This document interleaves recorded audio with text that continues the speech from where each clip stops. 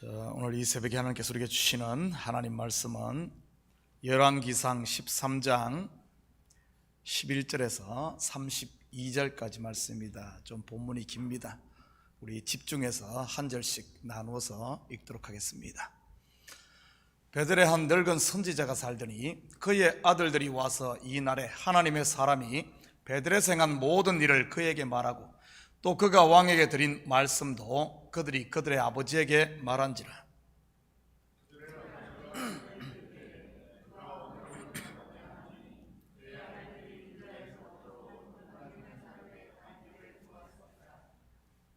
그가 그의 아들들에게 이르되 나를 위하여 나귀의 안장을 지우라. 그들이 나귀의 안장을 지우니 그가 타고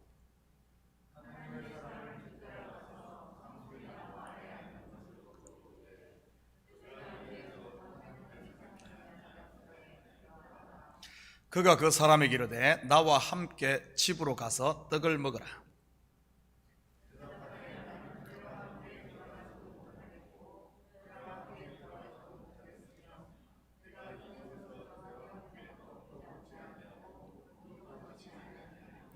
이는 여호와의 말씀이 내게 이르시기를 내가 거기서 떡도 먹지 말고 물도 마시지 말며 또 내가 오던 길로 되돌아가지도 말라 하셨음이로다.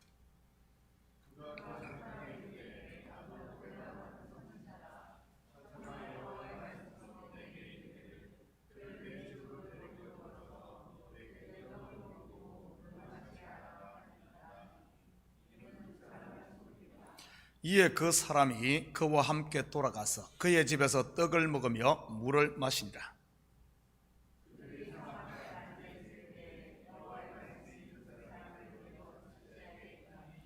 그가 유다로부터 온 하나님의 사람을 향하여 외치르되 여호와의 말씀에 내가 여호와의 말씀을 어기며 내 하나님 여호와께서 내게 내리신 명령을 지키지 아니하고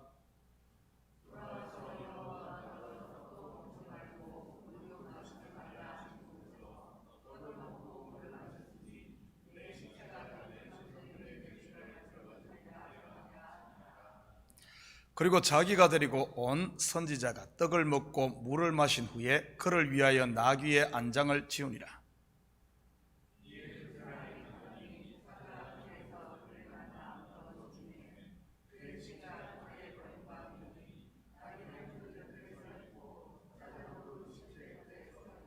지나가는 사람들이 길에 버린 시체와 그 시체 곁에 선 사자를 보고 그 늙은 선지자가 사는 성읍에 가서 말한지라.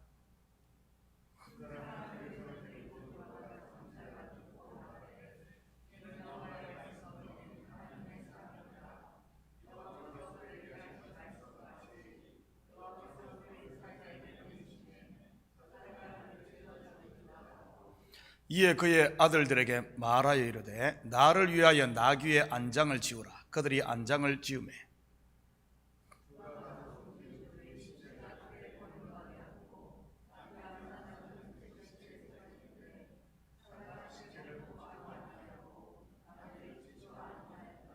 늙은 선지자가 하나님의 사람의 시체를 들어 나귀에 실어 가지고 돌아와 자기 성읍으로 들어가서 슬피 울며 장사하되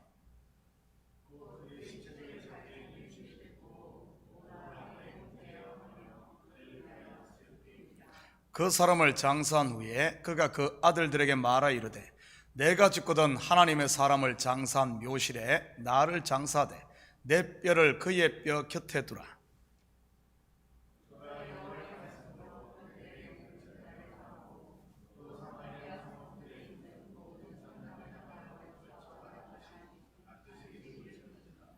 아멘. 좋은 아침입니다.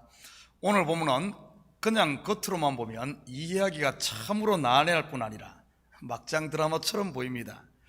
왜냐하면 다른 사람도 아닌 선지자가 선지자를 속여 죽게 하고 그리고는 또한 그를 위해 울고 하니 말이지요. 그런데 그렇게 속이는 선지자에게 하나님께서는 또한 말씀을 주시네요. 선지자도 믿을 수 없고 하나님도 이해를 할 수가 없지요. 오늘 이 난해한 이야기를 통해 말씀하시고자 하는 하나님의 뜻이 무엇인지 우리 같이 살펴보도록 하겠습니다. 우리는 지난 새벽에 금송아지를 만들어 베델과 단에 세우고 분향하던 북이스라엘의 왕 여로보암을 책망한 유다에서 온 선지자를 만나보았습니다. 그가 행한 표적에 대한 소식이 베델에 살던 오늘 늙은 한 선지자에게 전해집니다. 그러자 그는 나귀의 안장을 지우고 그를 따라가 자기 집으로 초대하지요. 유다로부터 온 하나님의 사람은 당연히 거절합니다. 왜냐하면 떡도 먹지 말고 물도 마시지 말고 오던 길로 되돌아가지도 말라는 하나님의 말씀 때문이지요. 18절 계속해서 봅니다. 그가 그 사람에게 이르되 나도 그대와 같은 선지자라. 천사가 여호와의 말씀으로 내게 이르시기를 그를 내 집으로 데리고 돌아가서 그에게 떡을 먹이고 물을 마시게 하라 하였느니라 하니 이는 그 사람을 속임이라. 유다에서 온 하나님의 사람을 속여 그를 범죄케 죽게 한 베델의 늙은 선지자, 그 또한 하나님의 말씀을 받아 전하는 선지자인데, 그렇다면 과연 그는 이 구속 역사에서 누구를 말하는 것일까요? 먼저 이 일이 일어나고 있는 이곳이 어디입니까? 바로 하나님의 집이라는 뜻의 베델입니다. 베델은 야곱이 형 에서를 피해 밧단 아람으로 가는 도중 들에서 노숙을 하다가 하나님을 처음 만난 곳입니다. 창세기 28장 16절에서 19절입니다. 야곱이 잠이 깨어 이르되 여호와께서 과연 여기 계시거늘 내가 알지 못하였도다. 이에 두려워 이르되 두렵도다. 이곳이여 이것은 다름 아닌 하나님의 집이요 이는 하늘의 문이로다 하고, 야곱이 아침에 일찍 일어나 베개로 삼았던 돌을 가져다가 기둥으로 세우고 그 위에 기름을 붓고 그곳 이름을 베델이라 하였더라. 이 성의 옛 이름은 루스더라. 이스라엘 백성들에게 베델은 일종의 성지와 같은 이런 곳이지요. 그러니 여로보암이 이곳에 금송아지 우상을 세우고 제단을 만든 것 아니겠습니까? 금송아지 제단이 이런 곳에 세워진다면 그가 정말 하나님의 선지자라면 어떻게 해야 하겠습니까? 자기의 목숨을 걸고라도 왕에게 직언을 해야 하는 것 아닙니까?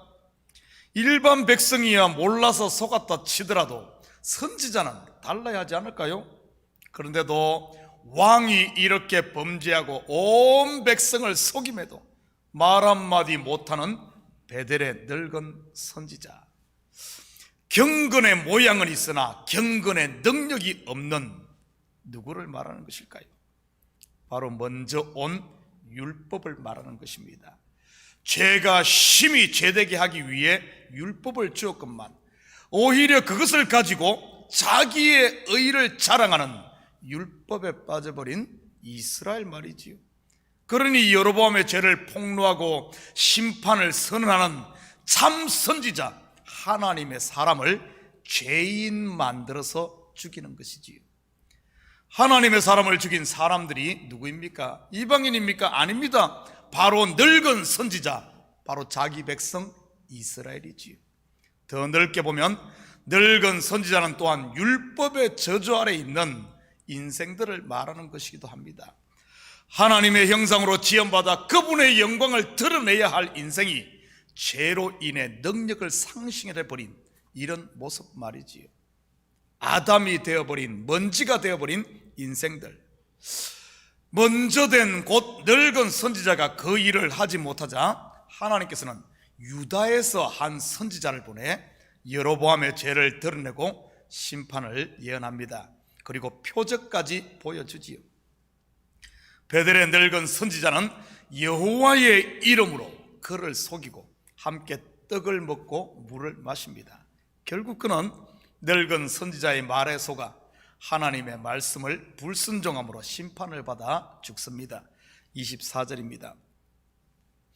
이에 그 사람이 가더니 사자가 길에서 그를 만나 물어 죽이매 그의 시체가 길에 버림받으니 나귀는 그 곁에 서 있고 사자도 그 시체 곁에 서 있더라. 그런데 좀 이상한 것은 사자가 시체를 먹지도 않고 또한 나귀가 도망도 가지 않고 사자와 함께 시체 곁에 서 있네요. 분명 상식적인 모습은 아닙니다. 사자가 배가 불러서 그렇다 손 치더라도 나귀는 왜 도망가지 않고 그 옆에 서 있는 것일까요? 그렇다면 늙은 선지자로 인해 사자에게 죽임당한 유다에서 온 하나님의 사람은 누구를 말하는 것일까요? 하나님의 뜻을 말해야 함에도 그러지 못하고 있는 늙은 선지자, 그와 함께 떡과 물을 마심으로 죽임당한 하나님의 사람 말이지요.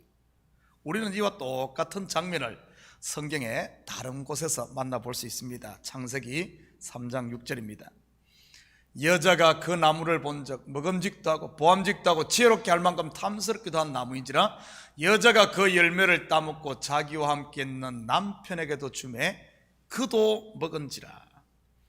하나님이 먹지 말라는 선악과를 하와가 먹자 먹으면 반드시 죽는다는 사실을 알면서도 하나님의 말씀을 어기고 하와가 준 선악과를 같이 먹고 죽은 아담, 누구입니까? 바로 오실자의 표상 둘째 아담으로 오신 예수 그리스도이지요.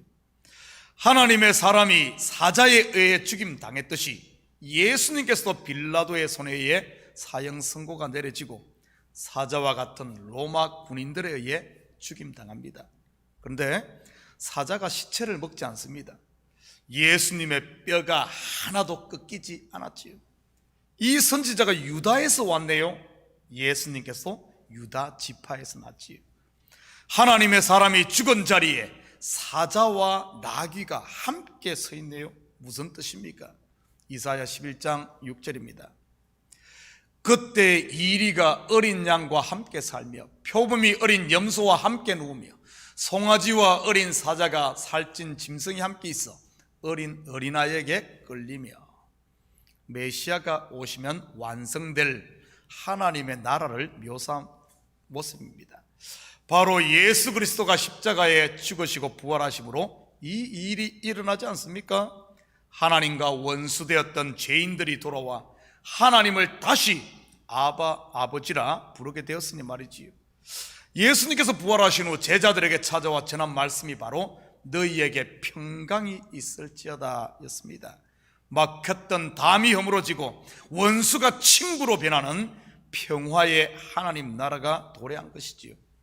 사자와 나귀가 함께하는 안식의 세계 말입니다. 29절 30절입니다. 늙은 선지자가 하나님의 사람의 시체를 들어 나귀에 실어 가지고 돌아와 자기 성읍으로 들어가서 슬피 울며 장사하되 곧 그의 시체를 자기의 묘실에 두고 오호라 내 형제여 하며 그를 위하여 슬피 우니라. 율법에서 난 거짓 의로 부자가 된 늙은 선지자의 묘에 장사된 유다에서 온 하나님의 사람, 이사야 53장 9절입니다. 그는 강포를 행하지 아니하였고 그의 입에 거짓이 없었으나 그의 무덤이 악인들과 함께 있었으며 그가 죽은 후에 부자와 함께 있었도다. 바로 예수 그리스도의 죽음을 예언하고 있지요. 그리고 실제로 예수님은 부자인 아리마대 요셉의 무덤에 장사되었습니다. 31절입니다. 그 사람을 장사한 후에 그가 그 아들들에게 말하 이르되 내가 죽거든 하나님의 사람을 장사한 묘실에 나를 장사하되 내 뼈를 그의 뼈 곁에 두라. 이것은 무엇을 말하는 것입니까? 내 뼈를 그의 뼈 곁에 두라. 하나님의 사람이 죽음으로 하나가 됨을 말하는 것입니다.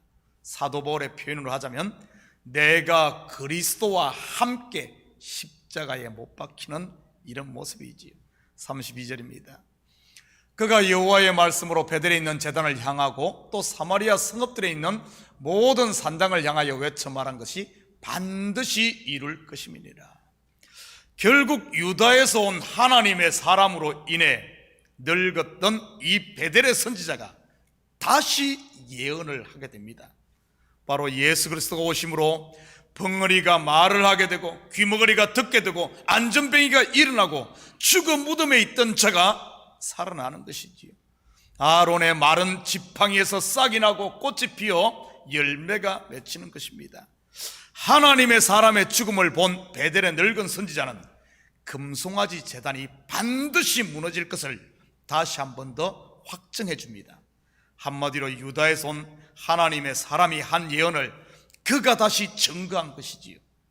우리에게로 적용한다면 우리가 그리스도의 증인이 되는 것입니다.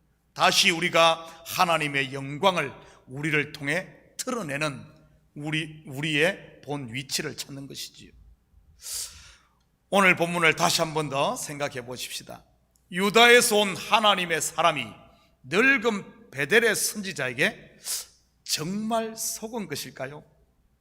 아니면 속아준 것일까요?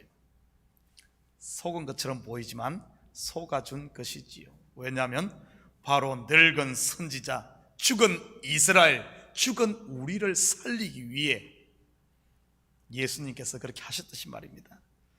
오늘 이야기는 바로 죄 없으신 예수님이 친히 죄인이 되셔서 죽으심으로 저와 여러분을 살린 하나님의 사랑 이야기, 곧 복음을 말하고 있었던 것이지요. 사랑하는 성도 여러분, 하나님은 오늘도 베델, 곧 하나님의 집, 하나님의 성전인 우리를 찾아오십니다. 아직도 내 속에 늙은 선지자, 곧 옛사람의 모습은 없습니까? 하나님의 자녀이면서 하나님의 영광을 드러내지 못하고 입이 있으면서도 말하지 못하는 이런 내 속에 이런 늙은 선지자 말이지요.